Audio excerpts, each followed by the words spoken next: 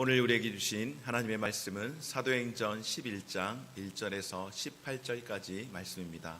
사도행전 11장 1절에서 18절까지의 말씀 제가 봉독해드리고 마지막 절 우리 함께 읽도록 하겠습니다.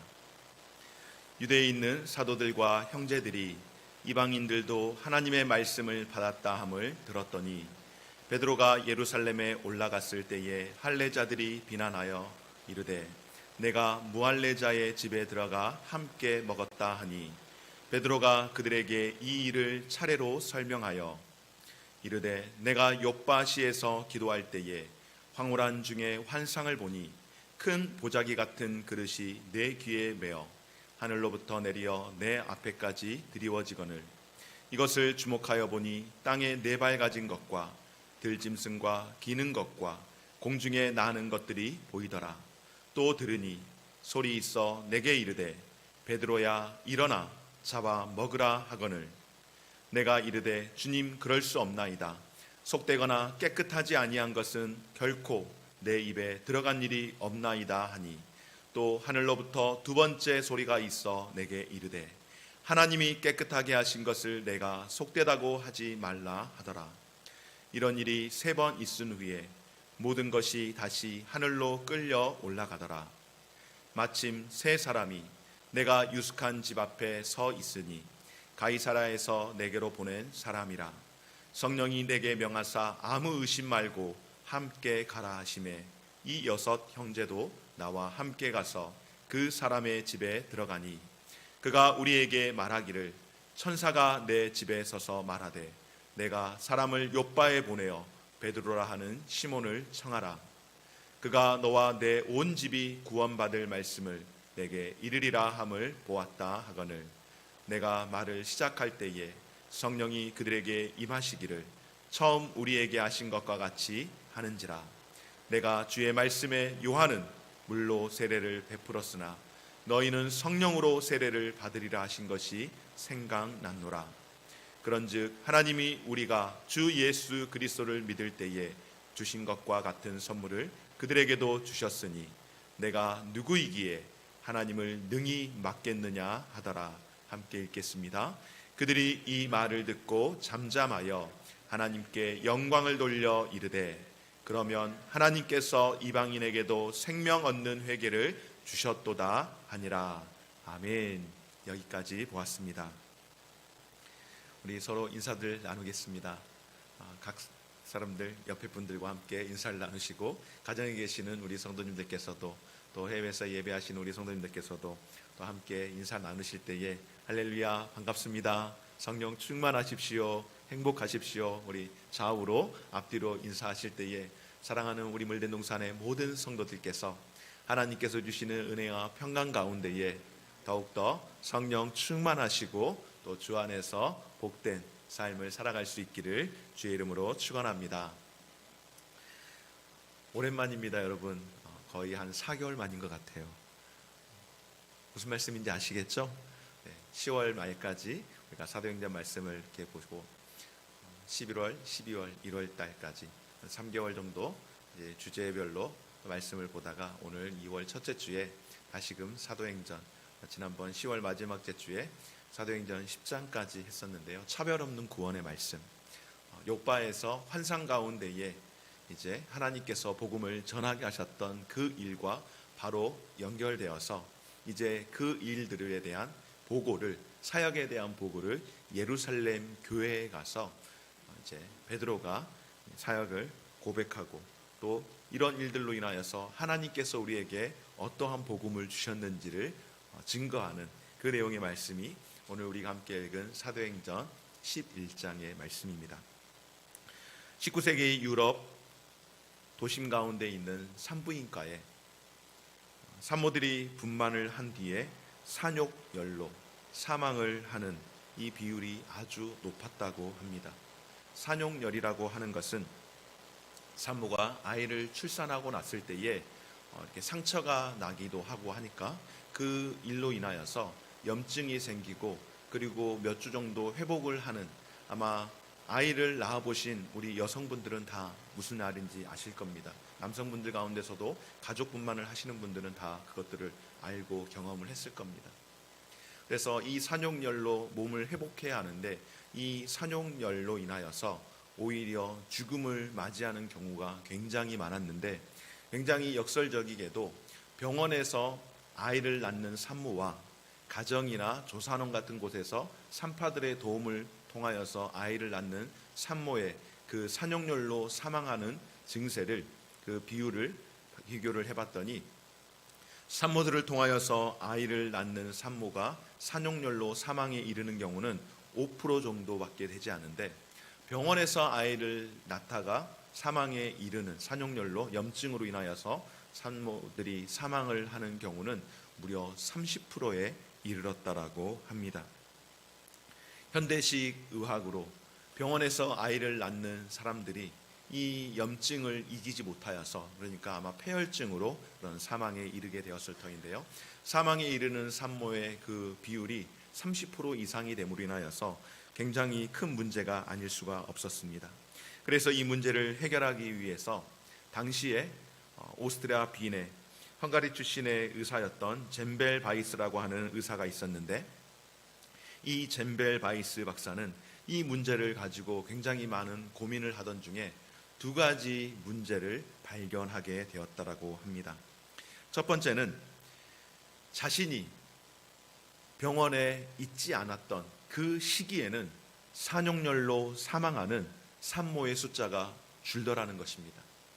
그리고 또한 이 산모들을 돌보는, 함께 이 의료 행위를 돕는 의대생들이 방학이 되어서 학교에 없는 방학 기간 중에는 이 산모들이 산용열로 사망하는 숫자가 급격하게 줄게 되었다라는 것을 깨닫게 되었습니다. 그래서 젬벨 바이스 박사는 이 두 가지 사실을 관찰을 하고 문제의 중심 가운데에 바로 의사인 자신과 함께 이 의료진의 역할들을 감당하고 있는 의대생들에게 어떤 이 산모에게 피해를 주는 어떤 원인이 있다라는 것을 그가 깨달았다라고 합니다. 실제로 이 빈 병원에는 산모들이 누워있는, 산모들이 입원해 있는 산부인과 병동과 의대생들이 해부학 실습을 하는 해부학 실습 병동이 같은 층에 있어서 학생들이 해부학 실습을 하고 또 교수들이 해부학 실습 강의를 하고 바로 그 상태에서 몸에 혈흔이라든지 아니면은 그런 여러 가지 해부학을 하고 나서 몸에 이렇게 묻었던 여러 가지 이물질들, 오염된 이 병원균들, 이런 것들이 있는 상태에서 손을 씻지 않는 상태에서 바로 산부인과 병동에 와서 산모들을 진료를 하는 그런 일들이 있었습니다. 당시에는 세균에 대한, 미생물에 대한 존재 자체가 없었기 때문에, 의학적인 지식이 없었기 때문에 해부학 실습과 산용열 사이에 인과관계가 있다는 것을 그 누구도 알지 못했습니다. 다만 젬벨 바이스 박사는 자신들의 이동을 통하여서 자신들이 있음으로 인하여서 더 많은 산모들이 죽게 되어지고 자신들이 없을 때에 산모들의 건강이 더 잘 회복된다라고 하는 이 역학관계를 추정하고서 환자들을 돌보기 전에는 손을 소독을 하고서 환자를 돌보아야 한다라는 그런 나름대로의 가설을 만들어서 환자들 돌볼 때에 손을 깨끗하게 소독을 하게 한 이후에 산모들을 돌보게 했더니 산용열로 사망에 이르는 그 빈도수가, 그 퍼센테이지가 무려 2%로 줄어들게 되는 그런 일들이 있었다라고 합니다. 물론 그때까지는 젬벨 바이스 박사가 산용열을 일으키는 원인이 병원균이라는 세균이라고 하는 이 역학관계를 알지는 못했습니다. 당시에는 세균에 대한 그런 연구 자체가 일절 없었기 때문에 그것이 문제가 된다라는 것은 몰랐지만은, 분명한 것은 자신들의 어떤 행동으로 인하여서 이런 일들이 있었다라는 것쯤으로만 어느 정도 추측을 하고 그렇게 소독을 하도록 하는 일들이 있었다고 합니다. 이제까지는 산모들이 죽는 이유를 딱 몇 가지로 정의를 했느냐면은 산모가 약하거나 아니면은 산모의 가족들이 병력이 있었기 때문에 그들의 문제로 인하여서 사망에 이른다라고 생각했고, 의사의 문제로 인하여서 사망에 이른다는 생각을 전혀 해보지를 않았지만은 그들이 병동에서 또 이렇게 회부학 교실에서 병동으로 올 때에 조금만 신경을 쓰고 손을 깨끗하게 씻고만 와도 이런 문제들이 굉장히 많이 완화된다라고 하는 이런 단순한 생각의 변화를 통하여서 그 여러 가지 많은 사망에 이르는 그런 어려움들을 현저하게 줄일 수 있었다라고 그렇게 이야기를 합니다. 사랑하는 여러분, 오늘 우리가 함께 본 본문의 말씀, 특별히 제목을 복음, 편견을 넘어 온전함이라고 하는 제목으로 말씀을 전하려고 하는데요. 편견이라고 하는 생각의 변화를 통하여서 그것이 온전함으로 이루어 갈 수 있다라고 하는 것입니다. 사도행전 1장부터 시작하여서 10장에 이르기까지 하나님은 베드로를 비롯한 초대 교회의 많은 성도들을 통하여서 예수 그리스도의 복음이 예루살렘과 온 유대와 사마리아에 이르기까지 전파되도록 하셨습니다. 그리고 이제 급기야 사도행전 10장을 통하여서 사마리아를 뛰어넘어서 사마리아 사람들도 유대인의 입장에서는 굉장히 불쾌하게 불결하게 그리고 아주 함께 교제할 수 없는 그런 사람들로 취급을 하는데 이제는 사마리아를 넘어서 이방에 이르기까지 복음이 증거되는 놀라운 역사들이 일어나게 되었고 초대교회의 최고 지도자였던 베드로와 또한 함께했던 성도들의 이런 여러 가지 성령의 역사들을 통하여서 자신들이 가지고 있었던 고정관념과 같은 그 편견, 그 생각을 바꿈으로써 하나님의 복음이 더욱더 세계 열방 가운데에 전파되도록 하셨는데요. 그렇다면 하나님께서 베드로와 예루살렘 교회의 성도들에게 어떠한 생각을 바꾸어 주셨는가? 오늘 첫 번째로 함께 살피기를 원하는 것은 바로 하나님에 대한 생각을 그들로 하여금 바꾸게 한 줄 믿습니다. 하나님께서 이 베드로와 또 함께하는 성도들에게 하나님에 대한 편견, 하나님에 대한 생각을 바꾸게 했는데요.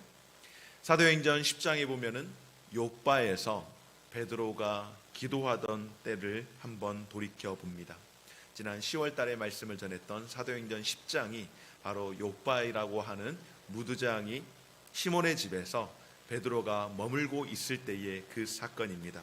그리고 그 사건을 오늘 11장을 통하여서 다시금 상기시키기에 10장을 따로 보지 않아도 11장의 오늘 말씀을 통하여서 그 10장의 내용이 그대로 다시금 반복된다라는 것을 우리가 알 수 있는데요. 하나님께 기도하는 베드로에게 환상이 보였습니다. 그리고 그 환상은 무엇인가? 보자기처럼 생긴 큰 그릇이 하늘로부터 내려와 베드로의 눈앞에 멈추었는데 베드로 눈앞에 보여지는 것은 무엇이었는가 하면은 그가 도저히 먹을 수 없는 음식물 재료인데 도저히 먹을 수 없는 부정하다라고 생각하는 그 모든 것들이 가득 담겨져 있는 그릇입니다. 그런데 더 기가 막힌 것은 그것을 보며 아마 베드로의 얼굴이 굉장히 많이 찡그려지지 않았겠습니까? 그런데 음성이 들려지기를 베드로야 잡아서 먹으라 라는 하나님의 음성이 들립니다. 이건 분명히 하나님께서 주시는 하나님께서 말씀하시는 음성이라는 것을 베드로가 알고 있었음에도 불구하고 베드로는 대답을 합니다. 어떻게 대답을 했을까요, 여러분? 유대인스럽게 유대인답게 대답을 합니다. 하나님, 저는 지금까지 부정한 것을 입에 대어 본 적이 한 번도 없습니다. 이것을 제가 취할 수 없습니다라고 그렇게 말을 할 때에 하나님께서 베드로의 생각을 바꿔주시는 결정적인 말씀을 하시는데요. 바로 오늘 9절의 말씀, 이렇게 말씀을 합니다. 또 하늘로부터 두 번째 소리가 있어 내게 이르되 하나님이 깨끗하게 하신 것을 내가 속되다고 하지 말라 하더라. 아멘.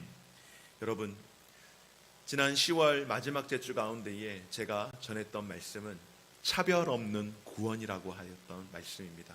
이 사도행전 10장의 말씀을 통하여서 우리의 편견과 우리의 고정관념이 하나님의 복음을 전파하는데 오히려 방해하는 요소가 되는 경우가 너무나도 많다라고 그렇게 말씀을 선포했는데요. 오늘 베드로에게도 역시 마찬가지입니다. 베드로가 그렇게 할 수 없습니다라고 거절할 때에 하나님께서 말씀하시기를 내가 깨끗하게 한 것을 어찌 너희가 속되다고 할 수 있겠느냐라고 말씀을 하는 이 하나님의 음성, 하나님의 가르침은 바로 깨끗하게 하시는 하나님이시고 우리를 정결하게 하시는 하나님인 줄 믿습니다. 사랑하는 여러분, 죄와 죽음 가운데에 가장 부정하고 가장 더러운 가운데 머물러 있는 우리 인생들을 하나님께서 예수 그리스도의 십자가의 보혈과 그 능력으로 우리를 깨끗하다라고 선포하시고 우리를 정결하다라고 선포하시며 우리가 죄 없는 의인으로 하나님의 자녀가 되었다라고 오늘 저와 여러분들에게 선포해 주신 줄 믿습니다. 우리는 본래부터 어떤 인생이었습니까? 이 죄의 문제에 있어서, 이 더러움과 이 부정함의 문제에 있어서 자유롭지 못한 그런 인생들 아니었겠습니까? 그런데 예수 그리스도의 그 복음의 능력이 우리로 하여금 우리의 모든 죄의 문제와 더러움과 이 죽음의 문제를 깨끗하게 정결하게 하신 줄 믿습니다.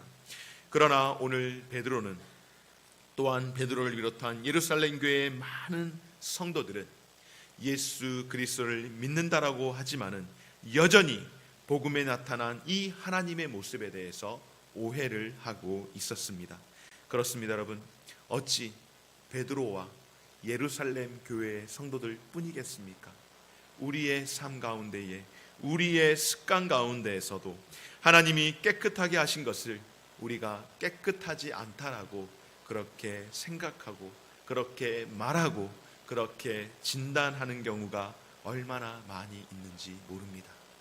여러분, 우리 역시 각자의 시간은 다르지만은 하나님의 그 시간 가운데에 우리는 하나님의 자녀가 되었습니다. 그리고 하나님 앞에 깨끗함을 입은 사람들이 되었습니다. 그런데 그 시간이 또 지나가다 보니 그리고 우리보다 더 후발주자로 살아온 사람들, 그리고 아직까지 그 삶의 습관이나 행동이 여전히 세상과 하나님과 봤을 때 세상과 더 가까워 보이는 그런 모습을 볼 때에 여러분, 우리는 어떻게 진단을 합니까? 우리는 역시 전통과 우리의 기준과 우리의 관행과 우리의 습관과 우리의 편견으로 우리는 굉장히 많은 사람들을 재단을 합니다. 심지어는 나보다 못하다라고 여기는 사람들에 대해서도 우리는 편견을 가지고 재단을 하지만 나보다 더 열심히 있다라고 느껴지는 사람들에게조차 내가 생각하는 기준과 전통을 들어서 오히려 열심 있는 이들에게 그 열심을 조금은 낮춰야 한다라고 그렇게 편견을 가지고 오히려 복음의 그 빗장을 막아버리는 그런 경우들도 있지 않습니까? 그런데 여러분, 하나님께서는 언제 저와 여러분들을 사랑하셨을까요? 하나님께서는 언제 저와 여러분들을 하나님의 자녀로 삼아주셔서 우리를 깨끗하다라고, 우리를 정결하다라고, 우리를 하나님의 자녀라고 말씀하시며 복음 안에 있는 믿음의 자녀들이라고 그렇게 말씀하셨을까요? 로마서 5장 8절 말씀을 통하여서 하나님께서 우리에게 이렇게 증거합니다. 우리가 아직 죄인 되었을 때에 그리스도께서 우리를 위하여 죽으심으로 하나님께서 우리에 대한 자기의 사랑을 확증하셨느니라. 아멘. 여러분, 하나님께서 우리를 향한 사랑이 언제 시작되었다고요? 우리가 깨끗함을 입게 되었을 때, 우리가 자유함을 입게 되었을 때, 우리가 그리스도인으로서 삶을 온전히 살아간다라고 판단이 되었을 때, 그때요? 아니요. 그렇게 말씀하지 않습니다. 오늘 주님께서 우리에게 말씀하시는 것은 우리가 아직 죄인 되었을 때에 그리스도께서 우리를 위하여 죽으심으로 말미암아 하나님의 그 사랑을 확정했다라고 말씀하는 것은 여전히 죄 가운데서 허덕이면서 구원받지 못한 그런 백성으로 살아가고 있었지만은 그러나 하나님께서 먼저 창세 전에 저와 여러분들을 택하셔서 하나님의 사랑으로 예수 그리스도의 사역을 통해 하나님의 사랑을 받게 하시고 구원받게 하신 줄 믿습니다. 하나님께서 저와 여러분들을 이와 같이 구원받은 백성으로 하나님의 자녀로 삼아 주셨다라고 한다면, 죄인 되었을 때 우리를 그렇게 자녀 삼아 주셨다라고 한다면, 우리가 어떻게 감히 우리의 습관과 우리의 전통과 우리의 기준과 우리의 관행과 우리의 편견으로 잘하는 사람이든 못하는 사람이든 그것을 우리가 기준 삼아서 제단을 할 수 있겠습니까? 사랑하는 여러분, 그러므로 하나님을 우리 인간의 마음과 같이 편견을 갖거나 아니면 편협한 생각을 갖는 그런 분으로 생각해서는 안 되지 않겠습니까?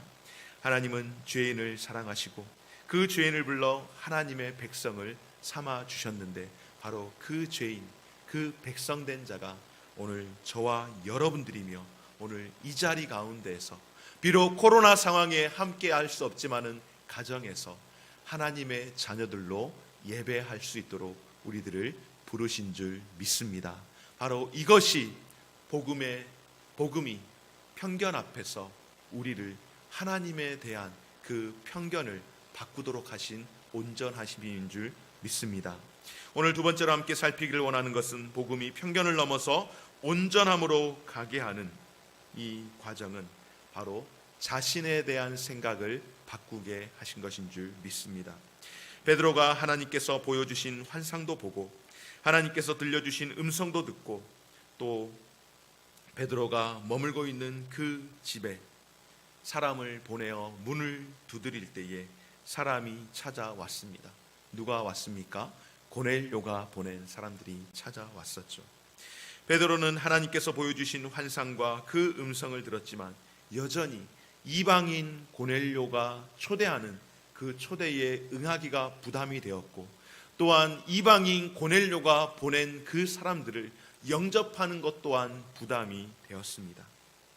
그러나 하나님께서 그 베드로의 마음을 아시고 무엇이라고 말씀합니까? 오늘 12절 말씀 가운데에 성령을 통하여서 베드로의 마음을 바꾸어 주시고 감동시켜 주십니다. 성령이 내게 명하사 아무 의심 말고 함께 가라 하시매 이 6 형제도 나와 함께 가서 그 사람의 집에 들어가니. 할렐루야. 그렇습니다, 여러분. 그들을 영접하는 것도 부담이 되었고, 또한 그들과 함께 고넬료의 집에 가는 건 더더욱 부담이 되었지만 베드로가 할 수 있었던 이유는 성령께서 그 마음 가운데에 감동을 주심으로 더욱이 너 혼자 가지 말고 너와 함께 있는 그 유대인들, 너와 함께 지금 초대교회의 사역을 감당하고 있는 그들과 함께 가도록 하나님께서는 굉장히 우리의 환경들을 미리미리 예비하십니다. 만약에 베드로가 혼자 갔다 왔다라고 한다면 아마 많은 경우의 사람들은 베드로의 상황과 베드로의 이야기를 듣기보다는 아마도 베드로를 비난하는 일에 더 급급했을지도 모르겠습니다.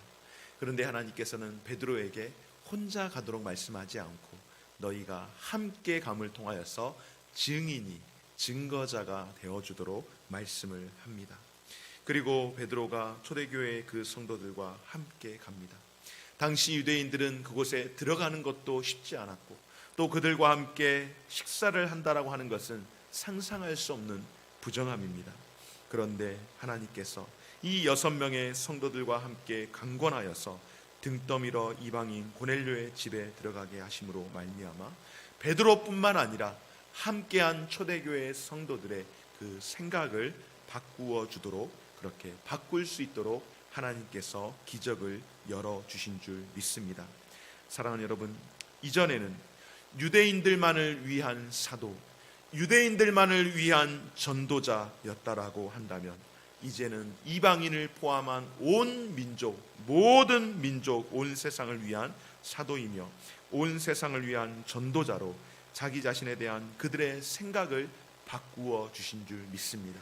이 말은 역설적으로 베드로의 생각을 그렇게 바꾸어 주셨지만 또 어떻습니까, 여러분?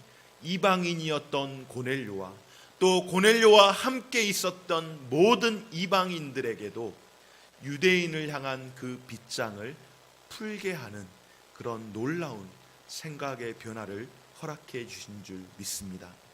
여러분, 다니엘 기도회 때 혹시 기억났던 강사분이 계십니까?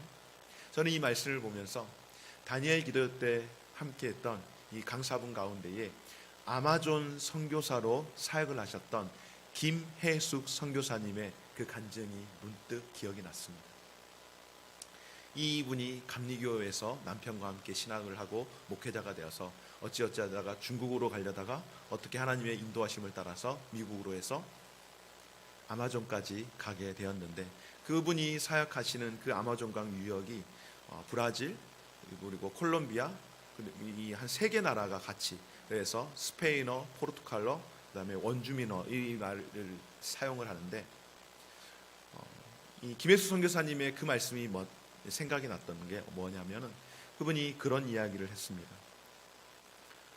이제 복음을 전하는 이 가운데 학교를 먼저 세워서 복음 사역을 하는데, 이제 주일이 되었으니까는 남편 되시는 목사님, 선교사님이 이제 주일이니까 다른 날에는 평상시에 복장을 갖추다가 주일날은 그래도 주일이니까 양복을 갖추어서 입었는데, 평상시에 많이 오던 성도들이, 어린 아이들이 오히려 주일이 되니까 더 많이 오지 않고 더 선교사님과 좀 내외하는 듯한 그런 분위기가 나서 이게 무슨 문제가 있을까, 또 악한 영들의 시험인가라는 그런 고민이 많았는데, 그러는 중에 함께 있었던 사람들에게 이유가 무엇인지 물었다라고 합니다. 이유는 너무나도 간단했습니다. 그 사람들 원주민들이기에 옷도 제대로 갖추지 못했고 신발은 거의 없는 분들이 대부분입니다. 그런데 한국인들이 선교사로 가지만은 한국인들은 그런 문화 가운데서 살지 못했기 때문에 발바닥이 얇은 상태이기 때문에 신발을 안 신고 살 수가 없습니다. 최소한 슬리퍼는 신어야 합니다. 그리고 옷도 역시 그들과 같이 다 벗고 다닐 수가 없습니다. 기온이 맞지 않기 때문에 굉장히 많이 힘이 듭니다. 그래서 간단하게나마 우리 여름에 생활하던 그런 정도의 옷은 갖춰 입는데, 선교사님의 옷이 문제가 되었던 겁니다. 주일날 설교하기 위해서 저처럼 이렇게 양복을 다 갖춰서 입었는데 그 더운 밀림에서 오히려 나름대로 예배를 준비하겠노라고 양복을 다 갖춰 입었는데, 오히려 그것이 화근이 되었던 것은 우리와 너무나도 많은 이질감이 생김으로 인하여서 그것이 불편하여 오지 못하게 되었다라고, 그 이야기를 듣고 그 다음 주부터는 선교사님께서 복장을 그들과 비슷한 평상시에 입던 그 복장으로 다시 바꾸어서 입게 되었을 때 그들 가운데에 보이지 않았던 그 허물이 깨어지게 되었다라는 그 고백을 듣게 되었던 것이 기억이 났습니다. 그렇습니다, 여러분. 유대인이었던 베드로와 함께했던 그 사람들이 바로 고넬료의 집에 들어가고 그들과 함께 음식을 먹고 마시는 것은 단순히 이제 더 이상 이 복음의 사역이 유대인들만을 위한 복음이 아니라 온 세계를 향하여서 복음을 증거하는 데 사용된다라는 것을 우리에게 보여주신 줄 믿습니다. 사랑하는 여러분, 그러나 처음부터 베드로의 마음이 그렇게 감동되어서 처음부터 베드로의 마음이 그렇게 가고 싶지는 않았죠. 성령께서 베드로에게 고넬료의 집으로 가라고 명령할 때에 어쩌면 자신은 유대인과 지내는 것이 더 편하다라고, 더 낫다라고 그렇게 생각하고, 그리고 그 부르신 가운데에 순종하지 않고 끝까지 거부했다면 여러분 어땠을까요? 아마 베드로는 성경 가운데 기록되지 못했을 뿐만 아니라 아마 기록이 됐다 할지라도 이 복음이 유대에서 더 벗어나지 못하는 그런 일들로 제한된 복음으로 머물러 있지 않았겠습니까? 사랑하는 여러분, 그러므로 우리가 예수 그리스도의 복음을 참으로 믿는다라고 하는 것은 바로 우리 자신에 대한 생각과 우리 자신에 대한 생각뿐만 아니라 우리 자신에 대한 그 생각의 지경들을 복음은 더 넓히고 확장한다는 사실을 기억하며 하나님의 자녀답게 생각하고 하나님의 자녀답게 행동하면서 하나님의 상속자답게 그 삶을 살아갈 수 있는 저와 우리 모든 성도들 되어지시기를 주의 이름으로 축원합니다. 마지막으로 복음이 편견을 넘어 온전함으로 갈 수 있게 된 가장 큰 이유는 세 번째로 이웃에 대한 생각을 바꾸어 주신 것인 줄 믿습니다. 오늘 드디어 베드로가 고넬료의 집에 드디어 도착을 했습니다. 그런데 여러분, 이게 웬일입니까? 아마 두려운 마음 가운데에, 염려하는 마음 가운데에 고넬료의 집에 갔을 겁니다. 그런데 고넬료의 집에 들어갔더니 놀랍게도 고넬료를 비롯한 많은 사람들이, 그 집에 있는 모든 사람들이, 고넬료를 비롯하여서 모든 사람들이 베드로를 통하여 말씀을 듣기 위하여 엎드려 절을 하며 그들에게 복음을 듣고자 하는 열린 마음을 보고 베드로가 깜짝 놀랐습니다.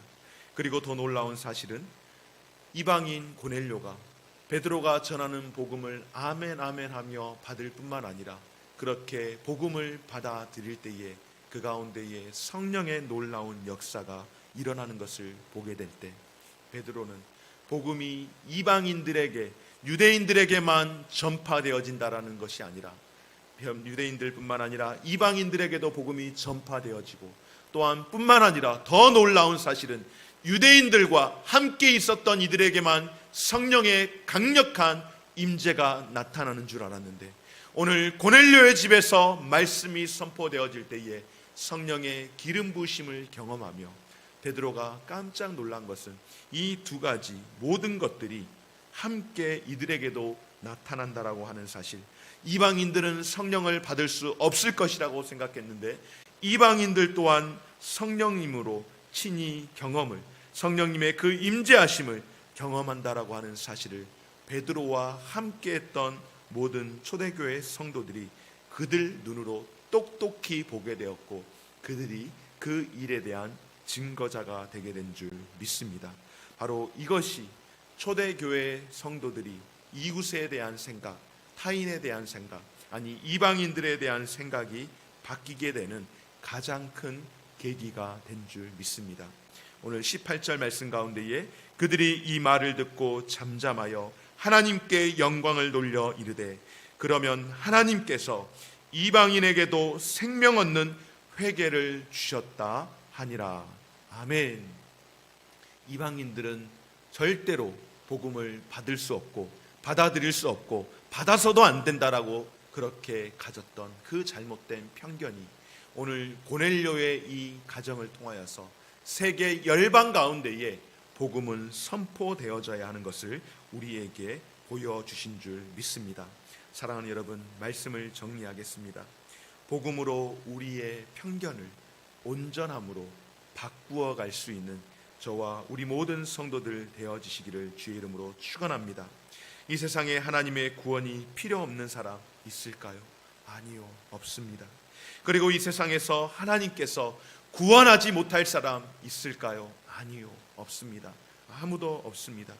우리 곁에 있는 이웃 그 누구도 하나님께서 부르시기만 하면 누구든지 하나님의 자녀가 되어 하나님 앞에 그 부르심 앞에 설 수 있다라고 하는 사실, 그리고 그들 모두도 성령 안에서 거듭날 수 있다라는 사실을 오늘 이 사도행전 11장 말씀을 통하여서 우리에게 선포하는 것은 바로 그 능력이 오늘 이 시대 가운데에 살아가고 있는 이방인들 가운데에 큰 이방인이었던 저와 여러분들에게 동방의 작은 나라 이 조선 땅에도 바로 그 복음의 능력이 선포되어 오늘 그 복음을 우리가 맞이하게 된 줄 믿습니다.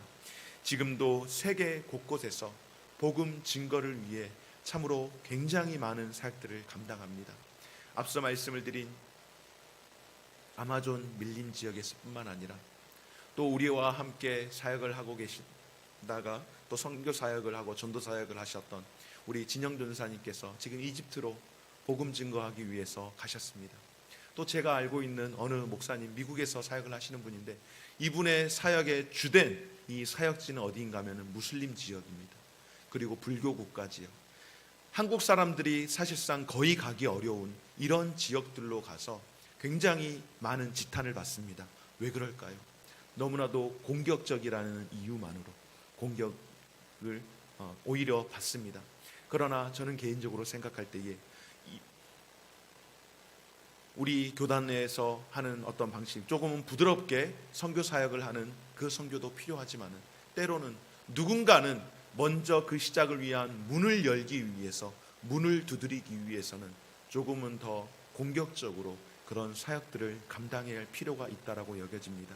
우리의 프리즘을 조금 더 넓게 열었으면 좋겠습니다. 제한되게 항상 요와 같은 방식으로가 아니라 우리의 복음의 사역은 예수 그리스도의 그 복음은 더 확장되어서 넓게 조금은 진보적으로 갈 수 있고 조금은 더 온건하게 갈 수도 있지만은 그러나 중요한 사실은 그 가운데에 예수 그리스도의 복음이 전파되어져야 한다라고 하는 사실입니다. 바로 이런 편견들이 바꾸어지게 될 때에, 이런 생각들이 바꾸어지게 될 때에 온전한 복음으로 모아지게 되는 놀라운 능력이 우리 가운데에 있게 될 줄 믿습니다. 앞서 말씀을 드렸던 오스트라 빈 종합병원의 산모의 사망률이 눈에 띄게 줄므로 인하여서 잼벨 바이어스 이 박사는 이제 자신이 근무하는 그 병원에 있는 모든 의료진들에게는 언제나 소독을 하도록 하게 했고 다른 병원 의사들에게도 이렇게 소독을 하도록 굉장히 많은 권장을 했다고 합니다.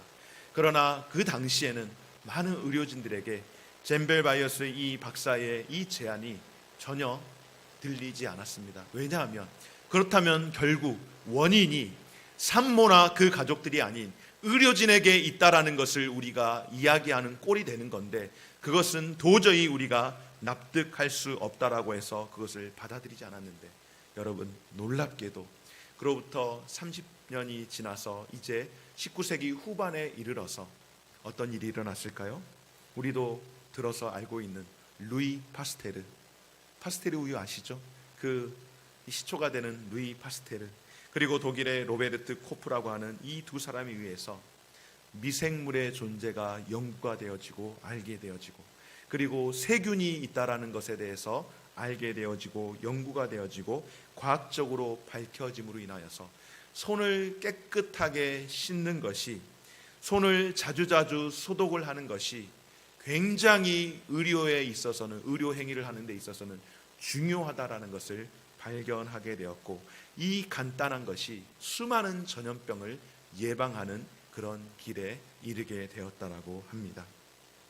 결국 오늘날 선진국에서는 산용열로 사망하는 산모는 거의 사라지게 되었고 손을 씻고 소독하는 일은 매우 단순한 일이지만은 그 생각, 잘못된 편견과 그 고정관념이 바뀜으로 인하여서 수많은 생명을 살리는 일들을 하게 되었다라고 합니다. 사랑하는 여러분, 복음으로 우리의 잘못된 생각, 우리의 편협한 편견들을 바꾸는 저와 여러분들이 되어지시기를 주의 이름으로 축원합니다. 복음의 능력은 우리의 편견을 바꾸어 온전함으로 만들어내는 줄 믿습니다. 우리가 참으로 예수 그리스도의 복음을 믿어 구원받은 하나님의 자녀가 되었다라고 하는 것은 하나님에 대한 우리의 지식은 더욱더 자라가야 하고 또 이웃을 바라보는 우리의 시선은 우리의 관점은 어때야 할까요? 하나님을 닮아가면서 하나님께서 죄 가운데 있었던 저와 여러분들을 택하셔서 사랑으로 그렇게 자녀 삼아 주신 것처럼 그런 관점으로 바꾸어야 하고 또 세상을 바라보는 우리의 세계관 역시 여러분 우리가 알고 있는 고정관념의 세계관이 아니라 일반적인 세계관이 아니라 기독교적인 세계관을 통하여서 성경적 관점으로 조금씩 변화시켜 가야 할 줄 믿습니다. 사랑하는 여러분, 우리의 생각을 하나님의 생각에 맞추어 조금씩 변화시켜 갈 때에 복음의 능력은 우리 안에 있는 편견과 우리 안에 있는 전통과 우리 안에 있는 습관 그런 것들을 하나님의 말씀으로 조금 더 온전함으로 바꾸어내는 능력이 있음을 기억하고 이 한 주간을 살아가면서 다시금 복음의 능력 앞에 힘을 내고 또한 복음의 능력으로 우리의 삶을 좀 더 성경적인 방법으로 예수님의 방법으로 조율해낼 수 있는 저와 우리 모든 성도들이 되어지시기를 주의 이름으로 축원합니다. 우리 함께 말씀을 기억하시면서 찬송하시고 기도하시겠습니다.